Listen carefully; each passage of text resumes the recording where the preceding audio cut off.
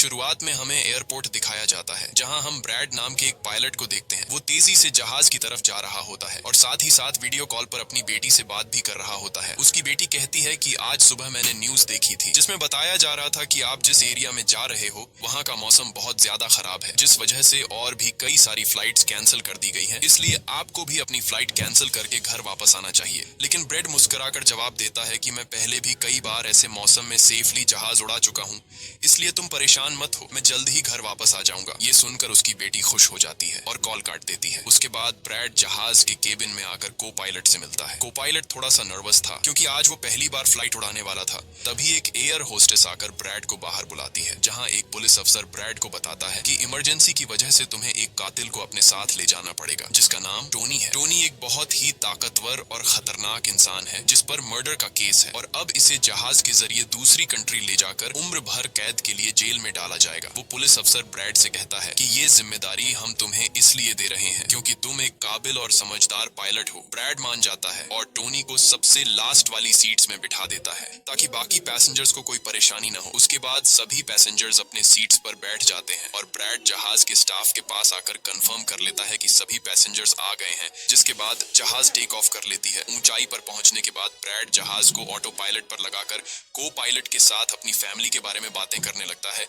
Bread को pilot को mobile में अपनी बेटी की फोटो दिखाता है और कहता है कि मैं अपनी बेटी से बहुत प्यार करता हूं और हमारा इस दुनिया में एक दूसरे के अलावा और कोई भी नहीं है। दूसरी तरफ जहाज में बैठे पैसेंजर्स सफर को एंजॉय कर रहे होते हैं, लेकिन उन्हें पता नहीं था कि कुछ देर बाद उनके साथ बहुत ही बुरा होने वाला है। केबिन में बैठे दोनों पायलट्स भी खुश थे और जहाज भी नॉर्मल तरीके से फ्लाई कर रहा था, लेकिन तभी अचानक मौसम खराब हो गया और जहाज हल्के से झटके लेने लगा, जिस वजह से ब्रैड परेशान हो जाता है क्योंकि उसे कुछ ठीक नहीं लग रहा था। वो सभी मुसाफिरों को सीट बेल्ट बांधने के लिए अनाउंस करता है और रेडियो के जरिए वो कंट्रोल टावर से बात करने की कोशिश करता है, पर उसकी बात नहीं हो पाती क्योंकि मौसम खराब होने की वजह से यहाँ के सारे रेडियोस काम करना बंद कर देते हैं। तभी अचानक बिजली का तेज झटका प्लेन से आकर लगता है, जिस वजह से प्लेन जोर जोर से झटके लेने लगता है। ब्रैड पैसेंजर्स का हाल देखने के लिए केबिन से बाहर जाता है। पैसेंजर्स को देखकर ब्रैड को थोड़ा बहुत सुकून मिल जाता है क्योंकि सभी पैसेंजर्स सेफ थे, पर यहाँ अब धीरे धीरे लाइट बंद होती जा रही थी और तभी प्लेन को कई और झटके लगते हैं, जिससे ब्रैड का सिर सामने छत से टकराकर नीचे गिर जाता है और उसके माथे पर चोट लग जाती है। इस सूरत हाल को देखते हुए सभी पैसेंजर्स की हालत खराब होने लगी थी। ब्रैड जल्दी से वापस केबिन में आकर अपने साथी के साथ मिलकर प्लेन को संभालने में लग जाता है। ये उनके लिए काफी मुश्किल टाइम था। मौसम खराब होने की वजह से उन्हें आगे कुछ भी नहीं दिखाई दे रहा था। ब्रैड कहता है कि हमें प्लेन को नीचे लाना होगा क्योंकि अगर प्लेन को एक और झटका लगा तो प्लेन तबाह हो सकता है। ये लोग फौरन जहाज का अल्टीट्यूड कम करने लगते हैं और जहाज तेजी से नीचे की तरफ जाने लगता है। जहाज के अंदर मौजूद पैसेंजर्स काफी ज्यादा डरे हुए थे। तभी क्रिमिनल टोनी के साथ जो पुलिस अफसर आया होता है उसके हाथ से मोबाइल छूट जाता है। वो अपने मोबाइल फोन को उठाने के लिए अपना सीट बेल्ट खोल लेता है, जिसकी मदद करने के लिए एक एयर होस्टेस भी अपना सीट बेल्ट खोलकर आगे आती है। अब क्योंकि प्लेन तेजी से नीचे की तरफ जा रहा था, जिस वजह से उनका सीट बेल्ट खुलते ही ये दोनों तेजी से ऊपर छत से टकरा जाते हैं। ये दोनों इतनी तेजी से छत से टकराते हैं कि उनकी तुरंत मौत हो जाती है। इतने में जहाज काफी कम अल्टीट्यूड पर आ जाता है और किसी तरह करके ये दोनों पायलट जहाज को कंट्रोल कर लेते हैं, लेकिन अब जहाज में ज्यादा पावर नहीं बची होती, इसलिए ब्रैड जहाज को एयरपोर्ट तक नहीं पहुंचा सकता था, जिस वजह से ब्रैड जहाज को नीचे लाकर समंदर में क्रैश लैंड करने का सोचता है। लेकिन तभी ये दोनों कुछ दूर एक आइलैंड देख लेते हैं, जिसके बाद ब्रैड जहाज की डायरेक्शन आइलैंड की तरफ कर लेता है और आइलैंड पर लैंड करने का फैसला करता है। कई मुश्किलों के बाद ब्रैड इस आइलैंड पर मौजूद एक रोड पर फाइनली इमरजेंसी लैंड कर लेता है। लकीली इस इमरजेंसी लैंडिंग में सभी पैसेंजर्स सही सलामत होते हैं और किसी को भी चोट नहीं आती। तभी जहाज में पीछे शॉर्ट सर्किट होता है, जिससे देखकर ब्रैड खुश हो जाता है क्योंकि जहाज में अभी भी थोड़ी बहुत बिजली बची हुई थी। सभी पैसेंजर्स के जहाज से उतरने के बाद एक एयर होस्टेस कैप्टन ब्रैड को बताती है कि क्रिमिनल टोनी को ले जाने वाला पुलिस अफसर मारा गया है और एक एयर होस्टेस भी मारी गई है। ये सुनकर ब्रैड बहुत ज्यादा मायूस हो जाता है। दूसरी तरफ एयरलाइन कंपनी का मालिक देखता है कि उसका एक जहाज अचानक गायब हो गया है क्योंकि उसने प्लेन को लैंड होते हुए नहीं देखा था और काफी देर से रेडियो खराब होने की वजह वजह से उसका पायलट से कांटेक्ट भी नहीं हो पा रहा था। इसीलिए वो एयरलाइन कंपनी का मालिक स्कार्सडेल नाम के एक रेस्क्यू एक्सपर्ट को बुलाता है, जो ऐसे लोगों को ढूंढने का काम करता है जो मुश्किल में कहीं फंसे हुए होते हैं। एयरलाइन कंपनी का मालिक उसे कहता है कि मुझे मेरे प्लेन्स की सारी डिटेल्स चाहिए, जैसे वो कहाँ गया, उसके वर्कर्स और सभी पैसेंजर्स कहाँ हैं। जिसके बाद रेस्क्यू एक्सपर्ट अपने काम पर लग जाता है। दूसरी तरफ सारे पैसेंजर्स इस सोच में थे कि हम यहाँ क्यों उतरे हैं। ब्रैड सभी पैसेंजर्स को इकट्ठा करके समझाता है कि इमरजेंसी की वजह से हमें यहाँ उतरना पड़ा। प्लेन में अभी भी थोड़ी बहुत बिजली मौजूद है, जिससे हम बाकी चीजों को ठीक कर लेंगे। तब तक आप लोग यहाँ आराम से रहें और आप लोग घबराइएगा नहीं, बहुत जल्द हम यहाँ से निकल जाएंगे। जिसके बाद ब्रैड प्लेन के पास आकर उसे ठीक करने में लग जाता है, पर वो देखता है कि जहाज में पावर काफी कम है, इसलिए उन्हें मदद का इंतजार करना होगा। ये लोग मैप निकालकर खुद ही अपनी लोकेशन देखने लगते हैं ताकि उन्हें पता चल सके कि आखिर ये लोग किस जगह पर हैं। ब्रैड का साथी को पायलट नक्शा देखकर बताता है कि हम एक प्राइवेट आइलैंड पर फंसे हुए हैं। ये जगह बहुत ही खतरनाक है। यहाँ पर ऐसे लोग हैं जो किसी सरकार या गवर्नमेंट की बात नहीं मानते। अगर इन लोगों ने हमें पकड़ लिया तो हमारी जान खतरे में पड़ सकती है और हमारी गवर्नमेंट भी हमें नहीं बचा पाएगी। ये सुनकर ब्रैड कहता है कि अब कहीं से भी करके हमें अपनी रेस्क्यू टीम को यहाँ पर बुलाना ही होगा ताकि वो आकर हम सबको बचा ले, क्योंकि यही एक रास्ता है यहाँ से निकलने का। जिसके बाद ये दोनों मदद बुलाने के लिए रेडियो ठीक करने लगते हैं, लेकिन आसमानी बिजली के टकराने से रेडियो बिल्कुल खराब हो चुका था। अब ब्रैड सभी पैसेंजर्स के पास आकर उन्हें बताता है कि किसी खराबी की वजह से रेडियो काम नहीं कर रहा, लेकिन आप सब परेशान मत हो। ब्रैड उन्हें तसल्ली देता है कि हम आइलैंड के दूसरी साइड पर जाकर रेडियो को ढूंढेंगे और कंट्रोल टावर को अपनी लोकेशन बताकर रेस्क्यू टीम को यहाँ पर भेजने के लिए कहेंगे, जो आकर आप सब लोगों को बचा लेंगे। और यहाँ ब्रैड एक बहुत बड़ा कदम उठाता है। वो कहता है कि मेरे साथ टोनी जाएगा। ये कहकर वो टोनी की हथकड़ी खोल देता है। यहाँ ब्रैड जहाज के को पायलट से कहता है कि तुम जहाज की पावर को रिपेयर करने के काम पर लग जाओ। मैं जल्द ही किसी भी कांटेक्ट के जरिए रेस्क्यू टीम को यहाँ तक लाने की कोशिश करूंगा। जिसके बाद टोनी और ब्रैड रेडियो ढूंढने के लिए जंगल की तरफ निकल पड़ते हैं। रास्ते में टोनी ब्रैड को उस पर भरोसा करने के लिए थैंक्स कहता है। अब हम इस आइलैंड पर रहने वाले आतंकवादी ग्रुप को देखते हैं, जिनके पास एक आदमी दौड़ कर आता है और वो आदमी उस ग्रुप के लीडर को बताता है कि यहाँ आइलैंड पर एक प्लेन आकर रुका है इमरजेंसी की वजह से, और उसके अंदर बहुत सारे लोग हैं जो अलग अलग कंट्रीज से हैं। ये सुनकर ग्रुप का लीडर उस आदमी को कुछ पैसे देता है और ग्रुप का लीडर अपनी टीम से तैयार होने को कहता है। आइलैंड के जंगल में ब्रैड और टोनी आगे बढ़ रहे होते हैं। टोनी ब्रैड से पूछता है कि तुमने मुझे आजाद क्यों किया और अब मुझे कहाँ लेकर जा रहे हो। तब ब्रैड उसे कहता है क्योंकि मैं तुम्हारी वजह से सबको खतरे में नहीं डाल सकता और यहाँ एक खतरनाक आतंकवादी ग्रुप है जिसका मेरे साथ मिलकर तुम्हें सामना करना है। तब टोनी ब्रैड से कहता है कि मैं एक मिलिट्री बैकग्राउंड से हूँ और मैं यूएस मिलिट्री में कई साल ड्यूटी कर चुका हूँ। कुछ ही देर में पीछे से टोनी की आवाज आनी बंद हो जाती है। जब ब्रैड पीछे मुड़कर देखता है तो टोनी वहाँ नहीं था। वो ब्रैड से अपनी जान छुड़ाकर भाग चुका था और अब ब्रैड अकेले ही जंगल में आगे निकल पड़ता है। जंगल में आगे बढ़ते हुए ब्रैड एक खाली पड़ी फैक्ट्री में जाता है जहां वो एक टेलीफोन को ढूंढ लेता है, लेकिन वो पुराने जमाने का टेलीफोन खराब पड़ा हुआ था। जिसके बाद ब्रैड साइड पर लगे उस टेलीफोन के तार जोड़ने लगता है और टेलीफोन काम करने लग जाता है। ब्रैड जल्दी से कंपनी के हेल्पलाइन पर कॉल करता है। ब्रैड हेल्पलाइन को अपनी लोकेशन और सब कुछ बता देता है, लेकिन लाइन में कोई गड़बड़ी होने की वजह से सामने वाले इंसान तक उसकी आवाज ठीक से नहीं पहुंच रही होती, जिस वजह से हेल्पलाइन वाले ब्रैड की कॉल काट लेते हैं। तब ब्रैड को एक आइडिया आता है। वो अपनी बेटी को कॉल करता है और उसे अपनी लोकेशन और बाकी सारी चीजें एक पेपर पर लिखकर उसके ऑफिस तक पहुंचाने को कहता है। तभी बातचीत के दौरान पीछे से एक आदमी आकर ब्रैड पर हमला कर देता है, लेकिन ब्रैड उसे काफी मुश्किल से काबू कर लेता है और उस आदमी को मार मार कर बेहोश कर देता है। तभी ब्रैड को महसूस होता है कि एक और आदमी इस कमरे में आ रहा है, इसीलिए जल्दी से वो छिप जाता है। पर वो आदमी कोई और नहीं बल्कि टोनी था, जिसने बहुत सारे गुंडों को मारकर उनके हथियार ले लिए थे। और वो ब्रैड को आवाज देता है कि डरो मत, बाहर निकलो। फिर जब ब्रैड सामने आता है तो टोनी ब्रैड को एक बंदूक पकड़ा देता है उसकी हिफाजत के लिए। उसके बाद ये दोनों जब फैक्ट्री के नीचे वाले फ्लोर में आते हैं तो यहाँ उन्हें एक कैमरा मिलता है, कैमरा की रिकॉर्डिंग और वहाँ पड़े पासपोर्ट से इन्हें पता चलता है कि इस आइलैंड पर रहने वाले आतंकवादी लोगों को किडनैप करके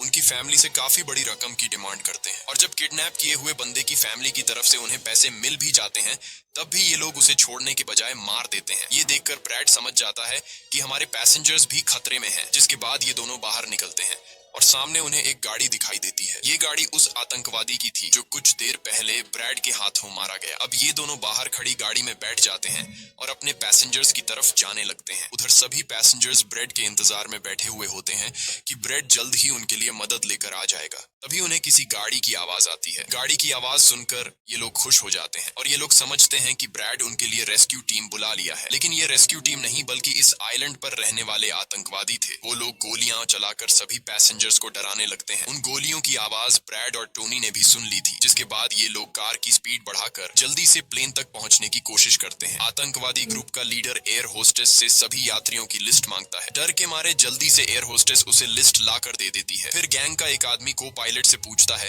कि तुम्हारा सीनियर पायलट कहां पर है, जिस पर को पायलट बताता है कि किसी काम से वो जंगल में गया था पर अभी तक वापस नहीं आया। तभी वहां पर ब्रैड और टोनी भी पहुंच जाते हैं, लेकिन ये दोनों चुपके से दूर से इन लोगों को देख रहे होते हैं। इसी दौरान एक औरत वहां से भागने की कोशिश करती है पर वो लोग गोली चलाकर उसे मार देते हैं। ये देखकर ब्रैड उनकी मदद करने के लिए जाता है पर टोनी उसे रोक लेता है और टोनी कहता है कि तुम शांत रहो, अभी जाना ठीक नहीं। गैंग का लीडर सभी पैसेंजर्स को एक बस में बैठा लेता है और गैंग का लीडर अपने दो साथियों को वहीं छोड़कर उनसे कहता है कि जाओ, जहाज के अंदर जो भी कीमती सामान है उसे ले आओ। जिसके बाद ये लोग सभी पैसेंजर्स को अपने अड्डे पर ले जाने लगते हैं।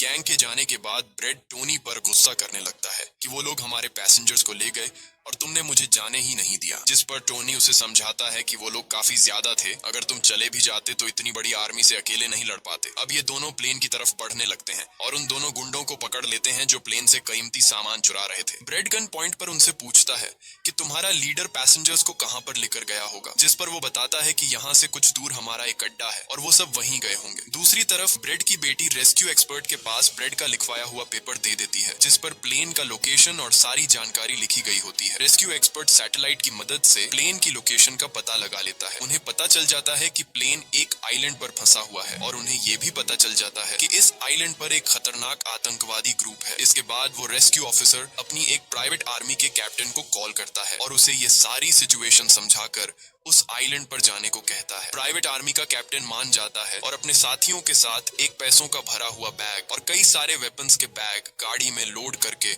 उस आइलैंड पर जाने के लिए रेडी हो जाते हैं। दूसरी तरफ ब्रेड देखता है कि उन आतंकवादियों के ले जाने से पहले जहाज के को पायलट ने जहाज का पावर सिस्टम रिपेयर कर लिया था और ब्रेड देखता है कि जहाज में पावर वापस आ गई है, जिसे देखकर वो बहुत खुश हो जाता है। अब ब्रेड आने वाले प्राइवेट आर्मी टीम के लिए अपनी यूनिफॉर्म पर एक मैसेज लिखकर छोड़ देता है और टोनी के साथ उस जगह पर निकल पड़ता है जहां गैंग वाले प्लेन के सभी पैसेंजर्स ले गए थे। जंगल के रास्ते से होते हुए ये दोनों उन आतंकवादियों के अड्डे पर पहुंच जाते हैं और ये दोनों गाड़ी से निकलकर चुपके से उस जगह में घुस जाते हैं जहां वो सारे गुंडे पैसेंजर्स को डराकर उनकी वीडियोस बना रहे थे ताकि ये वीडियोस इनकी फैमिली को भेजकर उनसे पैसे वसूल सकें। दूसरी तरफ रेस्क्यू एक्सपर्ट की तरफ से भेजी गई प्राइवेट टीम भी प्लेन के पास पहुंच जाती है, पर उन्हें वहां जब कोई नहीं मिलता तो टीम का लीडर प्लेन के अंदर जाकर चेक करता है जहां उन्हें दो लोगों की लाशें मिलती हैं। ये वो दो लोग थे जिन्हें गैंग के लीडर ने प्लेन में से सारा कीमती सामान चुराने का कहा था, लेकिन ब्रेड ने उन दोनों को मार दिया। प्राइवेट टीम के कैप्टन को ब्रेड का छोड़ा हुआ मैसेज भी मिलता है जो उस आतंकवादी गैंग के अड्डे तक आने का रास्ता था। आतंकवादियों के अड्डे पर टोनी और ब्रेड चुपके से उन पर नजर रखे हुए थे और जैसे ही उन्हें मौका मिलता है ये दोनों चुपके से पीछे से आकर दो आतंकवादियों को मार देते हैं। फिर ये दोनों चुपके से आगे बढ़ते हैं और एक कमरे के बाहर जा पहुंचते हैं। इस कमरे के अंदर सभी पैसेंजर्स को कैद करके रखा गया था। अब ब्रेड इन लोगों को छुड़ाना तो चाहता था, पर वहां बहुत सारे गार्ड्स पहरा दे रहे थे और ब्रेड के पास दरवाजे का ताला खोलने की चाबी भी नहीं थी। इसके बाद ये दोनों एक एक करके उन गार्ड्स को मार गिराते हैं और टोनी तो हथौड़ा उठाकर कई सारे गार्ड्स को हथौड़े से मार देता है। यहाँ ब्रेड एक गार्ड से चाबी लेकर उन पैसेंजर्स को कमरे से आजाद कर देता है। वो उनसे कहता है कि जल्दी से उसी बस में बैठ जाओ जिसमें तुम सबको आतंकवादियों ने यहाँ लाया था, और वो सभी जल्दी से उस बस में जाकर बैठ जाते हैं। तभी टोनी ब्रेड के पास आकर बताता है कि यहाँ से गाड़ी के जरिए बाहर निकलने का सिर्फ एक ही रास्ता है, मगर वहाँ कई सारे गुंडे बंदूक लिए खड़े हैं जो हमें देखते ही हम पर गोलियां बरसाना शुरू कर देंगे। जब ब्रेड पैसेंजर्स की तरफ देखता है तो वो सभी बहुत ज्यादा डरे हुए होते हैं। अब यहाँ ब्रेड अपनी जान को खतरे में डालते हुए एक फैसला करता है और टोनी से कहता है कि मैं वहां पर मौजूद सभी आतंकवादियों का ध्यान भटकाऊंगा और तुम मौके का फायदा उठाते हुए सभी पैसेंजर्स को यहाँ से ले जाना। अब पहले तो टोनी ब्रेड को ऐसा करने से मना करता है।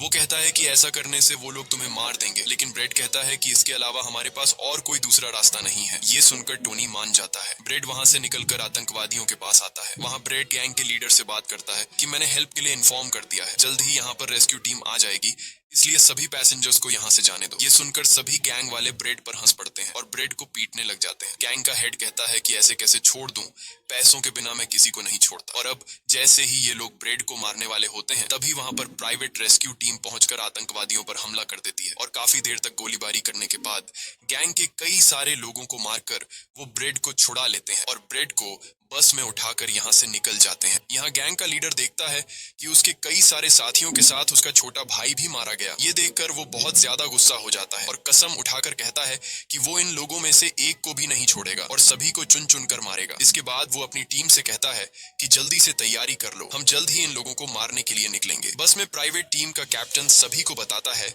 कि हम बस 5 लोगों की छोटी सी एक प्राइवेट टीम है जो बस तुम्हें यहाँ बचाने के मिशन पर आए हैं और हम कोई रेस्क्यू टीम नहीं है। रेस्क्यू टीम को यहाँ आने में कुछ टाइम और लगेगा। ये सुनकर ब्रेड घबरा जाता है और कहता है कि हमारे पास टाइम नहीं है क्योंकि गैंग वाले जल्द ही हमारे पीछे आएंगे और हमें देखते ही मार डालेंगे। पर मेरे पास एक आइडिया है। जहाज के पास पहुंचते ही ब्रेड सभी पैसेंजर्स से कहता है कि जहाज में पावर वापस आ चुकी है, यानी अब जहाज स्टार्ट हो जाएगा और हम लोग फौरन यहाँ से निकल जाएंगे। इसलिए आप सब लोग जल्दी से जहाज में बैठ जाओ क्योंकि हम रेस्क्यू टीम का इंतजार नहीं कर सकते। उन्हें यहाँ आने में वक्त लगेगा और अगर हम यहाँ रुके तो उन आतंकवादियों के हाथों मारे जाएंगे। ये सुनकर सारे लोग प्लेन में बैठ जाते हैं जबकि ब्रेड प्लेन की तमाम चेकिंग करने में लग जाता है और प्राइवेट टीम के लोग पहले से आने वाले खतरे के लिए तैयार बैठ जाते हैं। तभी अचानक वो आतंकवादी ग्रुप आकर उन पर हमला कर देता है, जिन्हें देखकर प्राइवेट टीम उन्हें रोकने में लग जाती है और यहाँ दोनों तरफ से काफी गोलीबारी होती है। पर इस प्राइवेट टीम के पास काफी अच्छी गन्स थी जिस वजह से वो बहुत सारे गुंडों को मार देते हैं। ब्रेड जल्दी से प्राइवेट टीम के लीडर को बताता है कि मैं अगले 5 मिनट बाद जहाज को स्टार्ट करने वाला हूँ और तुम सब भी जल्दी से जहाज में चढ़ जाना। इसके बाद ब्रेड टोनी के पास जाता है और उसका शुक्रिया अदा करता है कि तुमने मेरे इतने मुश्किल वक्त में साथ दिया। ब्रेड खुद को गोलियों से बचाते हुए अंदर जहाज में आकर अपने केबिन में बैठ जाता है और अपने साथी को पायलट के साथ मिलकर प्लेन को स्टार्ट करने में लग जाता है। उधर टोनी के पास गोलियां खत्म हो जाती हैं और जब वो बुलेट्स ढूंढने के लिए प्राइवेट टीम का बैग चेक करता है तो उसे वहां पैसों से भरा हुआ एक बैग मिलता है। लेकिन इस वक्त टोनी पैसों को छोड़कर दूसरी बैग से गोलियां निकालकर दोबारा आतंकवादियों से लड़ने लगता है। यहाँ तब तक ब्रेड भी प्लेन को राइट साइड पर घुमा देता है। अब प्राइवेट टीम के सोल्जर्स भी एक एक करके जहाज में चढ़ने लगते हैं और टोनी उन्हें कवर फायर देता है। पावर आने की वजह से रेडियो भी काम करने लग जाता है। अब ब्रेड को प्लेन कंपनी का मालिक बताता है कि मैं तुम्हें कोई सुरक्षित जगह बता दूंगा जहां तुम जा सकते हो। अब सभी लोग जहाज में चढ़ जाते हैं पर टोनी नहीं चढ़ता। वो पैसों से भरा बैग लेकर वहां से भागने लगता है क्योंकि अगर वो इनके साथ प्लेन में वापस गया तो पुलिस वाले उसे फिर से पकड़कर जेल में डाल देंगे। गैंग का लीडर अपने साथियों को मरता हुआ देखकर गुस्से से पागल हो जाता है। वो प्लेन के सामने रॉकेट लॉन्चर लाकर उन्हें एक ही झटके में उड़ाने का सोचता है, लेकिन सही टाइम पर टोनी उसे देख लेता है। अब टोनी जल्दी से बंदूक उठाकर उसे शूट करके मार देता है और सभी लोगों की जान बचा लेता है। ये देखकर ब्रेड टोनी के इस काम से बहुत खुश हो जाता है और ब्रेड अपनी पूरी ताकत लगाकर प्लेन उड़ाने में कामयाब हो ही जाता है। ये देखकर टोनी सभी पैसेंजर्स और ब्रेड के लिए खुश होता है और पैसों का भरा हुआ बैग लेकर जंगल की तरफ भाग जाता है। ब्रेड जहाज को इस आइलैंड से दूर ले जाता है और जहाज का मालिक उसे एक एयरपोर्ट के बारे में बताता है जहां ये लोग जा सकते थे, जो अब इनके काफी करीब था। ब्रेड एयरलाइन कंपनी के मालिक की बताई हुई जगह की तरफ जहाज को ले जाता है, लेकिन तभी एक बार फिर जहाज के इंजन में आग लग जाती है और जहाज तबाह होने लगता है। इसलिए ब्रेड दोबारा से इमरजेंसी वार्निंग ऑन करता है और धीरे धीरे जहाज को नीचे रनवे पर लाने की कोशिश करता है। फाइनली बड़ी मुश्किल के बाद ब्रेड जहाज को रनवे पर उतार देता है और सब लोगों की जान बच जाती है। ब्रेड और उसका साथी को पायलट काफी खुश हो जाते हैं। उधर प्लेन कंपनी का मालिक और उसकी टीम भी बेहद खुश थी। अब ब्रेड पैसेंजर्स का हाल देखने के लिए पीछे जाता है तो वो देखता है कि सभी पैसेंजर्स सेफ हैं और ये देखकर उसके दिल को सुकून मिल जाता है। वहाँ खड़े सभी पैसेंजर्स ब्रेड के लिए तालियां बजाने लगते हैं और ब्रेड का शुक्रिया अदा करते हैं। कुछ ही देर में वहाँ उनके लिए रेस्क्यू टीम भी आ जाती है, जिसे देखकर सभी पैसेंजर्स खुश हो जाते हैं। यहाँ ब्रेड सभी पैसेंजर्स को रेस्क्यू टीम के साथ भेज देता है और कैप्टन फाइनली सुकून की सांस लेते हुए जहाज की सीढ़ियों पर बैठकर अपनी बेटी से कॉल पर बात करता है। इसी के साथ ये कहानी खत्म हो जाती है। अगर आपको वीडियो अच्छी लगी हो तो हमारे चैनल को सब्सक्राइब और वीडियो को लाइक जरूर कीजिएगा।